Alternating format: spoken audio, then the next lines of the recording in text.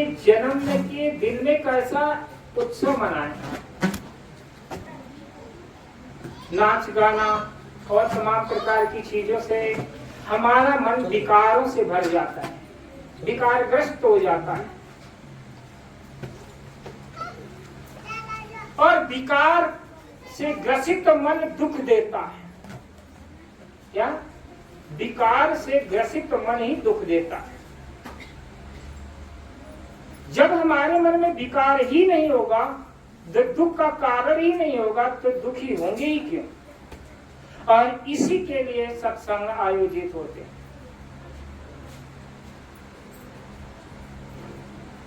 जन्म के दिन में हमें कुछ बातों का ध्यान रखना होता है। जब बच्चा या बच्ची जन्म लेता है, उसके बाद से जीवन बढ़ता नहीं, जीवन घटता है। वो धीरे धीरे मृत्यु की तरफ बढ़ जाता है, एक एक। किसी कवि ने कहा, जागता रे चल मुसाफिर शौकन तेरा हो न हो, नीड़ के पंछी उड़े फिर बसेरा हो न हो।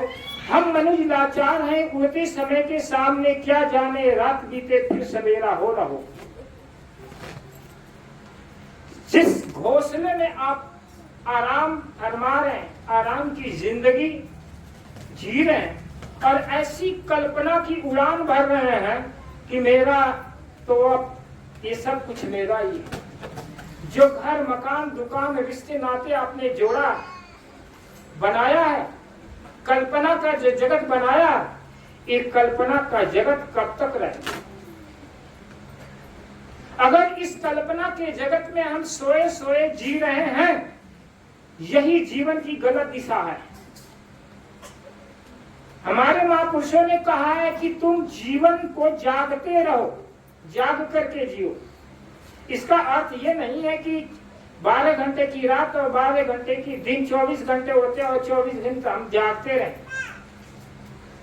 शरीर के लिए आराम चाहिए, और शरीर के लिए आराम के लिए 6 घंटा 7 घंटा 8 घंटा विश्राम जरूरी है।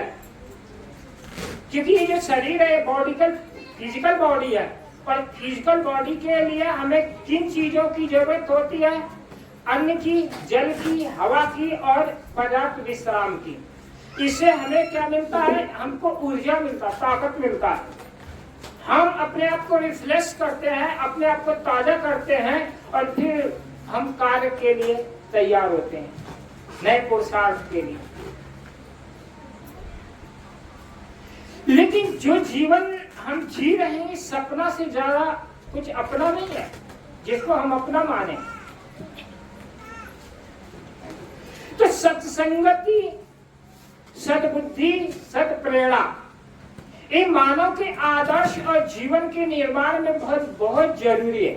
अगर आप अपने छोटे बच्चों को संस्कारित करते हैं, सदाचार की शिक्षा देते हैं, नैतिकता की शिक्षा देते हैं, मर्यादा की शिक्षा देते हैं, तो नैतिकवान व्यक्ति बनेगा। वो नैतिकता से पूर्ण होगा, उसका व्यक्तित्व महान होगा, एक आदर्श जीवन जिएगा। और यदि आदर्श जीवन आप अपने बच्चे को दे रहे हैं, तो यही सबसे बड़ी आपकी दौलत है। या आप करोड़ों की दौलत विरासत में बच्चे को कमा कर दे रहे हैं, वो अपने जीवन में कौड़ियों के दाल में बर्बाद कर सकता है। वो दौलत आपकी दौलत नहीं है। जो आप अपने विरासत में अच्छे संस्कार, अच्छा आदर्श, अच्छा व्यक्तित्व निर्माण की संपत्ति दौलत बच्चे को देते हैं, यही चिरा आयु धनवान बनाता बच्चे को। क्योंकि यदि आदर्शहीन व्यक्ति है, तो आपके आदर्श और मान सम्मान के लिए कलंक है, आपकी तौहीन है।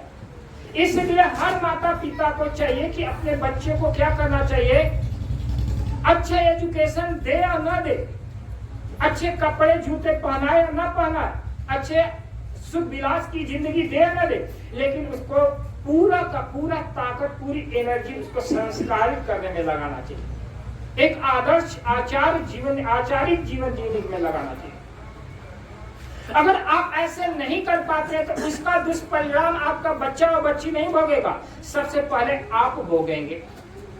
आपके मुख पर कालिक लगेगी। हमने गैरों पर इल्जाम लगा रखा है, अपने दामन के सब दाग छुपा रखा है। जब जवान बेटा होता है, बेटी होती है, कहने में नहीं आता है, जब आपकी आज्ञा नहीं मानता है, तो आप क्या कहते हैं? शिकवा शिकायत करते हैं। क्या कहते हैं? मेरा लड़का मेरे कहने में नहीं है, मेरा बेटी मेरी बात को नहीं मानते। यानी आप गैरों पर इल्जाम लगा रहे हैं, परंतु आप ये नहीं सोचते कि हमने जो शिक्षा दिया है, ये जो इल्जाम हम बच्चे और बच्चियों पर लगा रहे हैं, या आप जीवन की दिशा पर गलत कदम आपने रखा।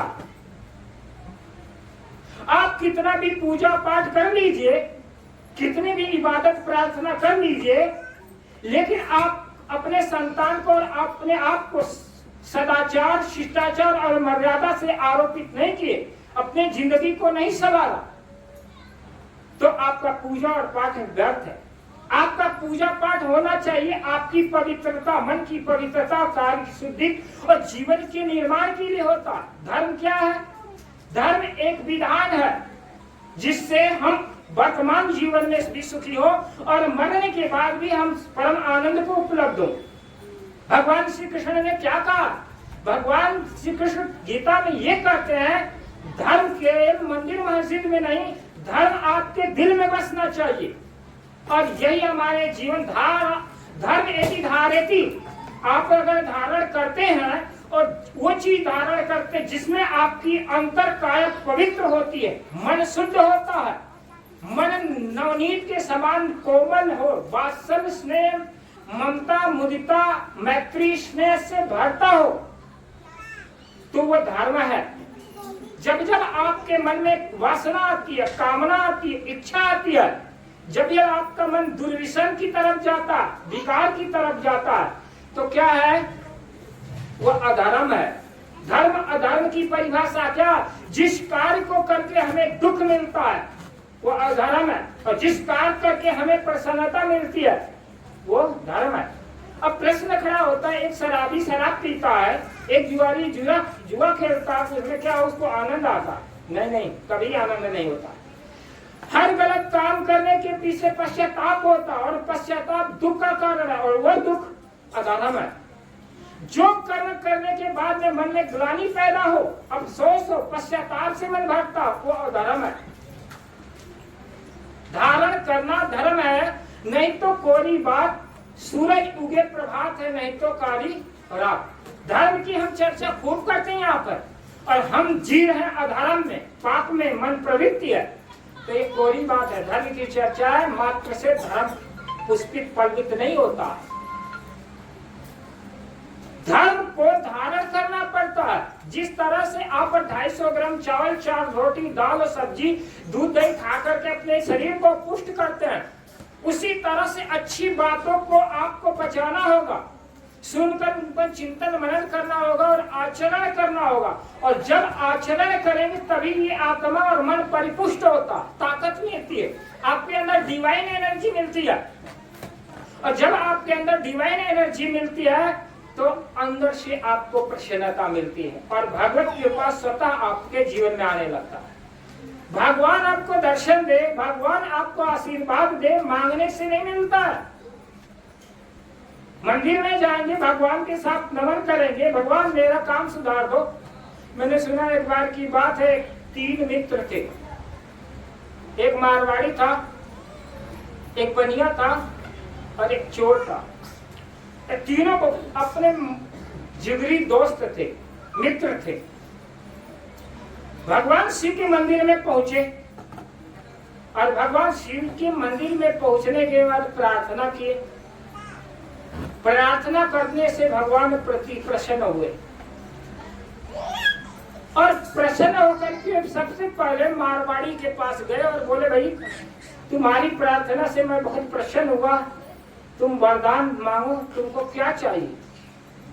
और मारवाड़ी को क्या चाहिए आप लोगों को पता होना चाहिए। मारवाड़ी को चाहिए रुपया पैसा, उसका जो तिजोरी भरा होना चाहिए। जिस दिन मारवाड़ी का तिजोरी खाली होगी वो अटैक में आना शुरू हो जाएगा, उसको हार्ट अटैक होना शुरू हो जाएगा। मारवाड़ी ने हाथ जोड़ा कि प्रभु मुझे अच्छी संपत्ति चाहिए, हमारा सारा बैंक बैलेंस भरा होना चाहिए, अच्छी पत्नी चाहिए, अच्छा लड़का चाहिए, हमारा खूब देश विदेश में बहुत बड़ा व्यापार होना चाहिए, बिजनेस होना चाहिए, और संसार में जो भी भौतिक सुख हो सारा चीज चाहिए मुझे। भगवान बोले तो बहुत दयालु होते हैं, और उन्होंने बोला ठीक है हम मस्तु तथास्तु, तुमको जो जो तुम मांग रहे हो सब कुछ मैं तेरे को देता हूँ। फिर जैसे आगे बढ़े बनिया हाथ जोड़ करके बोल रहा प्रभु, अगर उन्हें उससे मुलाकात की भाई बनिया को तो आशीर्वाद दे दिए, आप बता तेरे को क्या चाहिए। बनिया अंदर अंदर सोचने लगा मारवाड़ी तो सब कुछ मांग लिया, सब अचट कर लिया, अब मैं क्या मांगू। तो मारवाड़ी की बातों में अपनी बात मिलाते हुए उसने बोला कि प्रभु जो जो मारवाड़ी को दिए वो सारा चीज मुझे भी दे दीजिए। बनिया बहुत चालाक आदमी होता है, अगर कोई बनिया होता ना राजमत होना, ठीक है। उसने क्या किया कि जो मारवाड़ी को जो जो चीजें आपने दिया वो सब कुछ मुझे दे दीजिए। भगवान ने उसे भी तथास्तु कर दिया। जो ये बात उसका तीसरा मित्र चोर सुन रहा था चुपचाप। भगवान सीतू से भी प्रसन्न हो गए, उसके पास पूछे बोला तेरे को क्या चाहिए। बोला प्रसन्न हूं मैं तेरी भक्ति से, तुम भी मांग रहे जो कुछ। उसने हाथ जोड़ा प्रभु मुझे कुछ भी नहीं चाहिए। क्या चाहिए? कुछ भी नहीं चाहिए।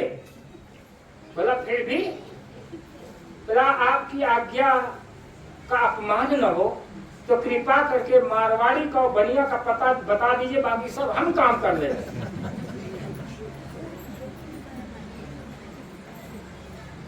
ये कितना चतुर है चोर, बस कुछ भी नहीं मांग रहा फिर भी मांग रहा, न मांगते हुए भी आप मंदिरों में जाते हो। वो चोर की भक्ति, जैसा चोर है ना मन में चोर होता ना, ये मन चोर है। मन में हम चोर बसा करके जाते हो भक्ति करते हैं, इसीलिए हमारी भक्ति स्वीकार नहीं होती, भक्ति पूरी नहीं होती है। अभी चोर क्या कह रहा, ये चोर भगवान शिव को भी धोखा दे रहा है और खुद को भी धोखा दे रहा है। और ये कह रहा कि बाकी सब कुछ हम कर लेंगे, इनका पता बता दीजिए। अब जरा सोचिए, क्या ऐसी भक्ति हम नहीं करते हैं? हम भगवान के पास जाते हैं, हमारे बच्चे का नौकरी लग जाए, हमारे लड़की की शादी हो जाए, हमारा को ये मिल जाए, हमारे को वो मिल जाए, ठीक। और ये मन ये भी मानता है कि ये चीज पाकर के भी हम प्रसन्न नहीं रहेंगे, हमारी जीवन में खुशियां नहीं होगी। आपका लड़का नौकरी कर लिया, आपकी लड़की की शादी होगी, सारी जिम्मेदारियां पूरी हो गई, बैंक बैलेंस से नाती पोते हो गए, फिर भी क्या आप सुखी हैं? क्या हर दुखियारा इंसान से पूछिए कि क्या वो सुखी है? क्या पूरे घर परिवार से भरा सुखी है? क्या रहेगा ख्वाब में कब तक ये दिन जागना होगा, जिसे तू अपना समझा है उसी को त्यागना होगा। तलब दुनिया की करके रिहाई मिल नहीं सकती, यदि पाना सनम को है तो दिल को थामना होगा। लड़क पर खेल में खोया जवानी, ऐस असरत में बुढ़ापा आ गया, भला का सामना होगा। ये जो दुनिया की जो तलब है, जो चाहते हैं, यही तो हमें दुख दे रही। जितनी बड़ी चाहते होंगी उतनी ही आप दुखी होंगे, और दुख का और दूसरा कारण नहीं। और चाहे हमारे अज्ञानता का मूल कारण है,